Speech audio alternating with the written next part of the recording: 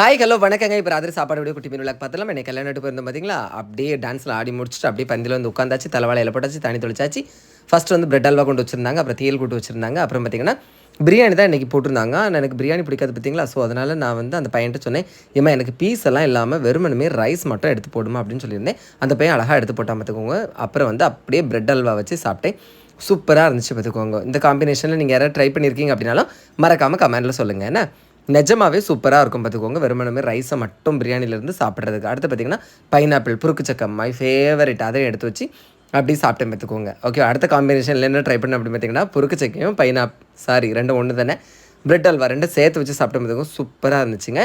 இந்த பிரியாணி யார் மேக் பண்ணா அப்படின்னு பார்த்துச்சிங்கன்னா நம்ம நாகர்கோயிலில் ரொம்ப ஃபேமஸாக இருக்கக்கூடிய ஹக்கீம் அண்ணாவோட பிரியாணி தான். ஓகே, உங்கள் வீட்டுக்கும் தேவைன்னா அந்த காண்டாக்ட் நம்பரை காண்டாக்ட் பண்ணிக்கோங்க. ஓகே, அடுத்தது பார்த்திங்கன்னா பாயசம் கொண்டு வந்திருந்தாங்க. இன்றைக்கி வந்து கப்பில் தான் பாயசம், பால் பாயசமும் செம்ம டேஸ்ட்டாக இருந்துச்சு பார்த்துக்கோங்க.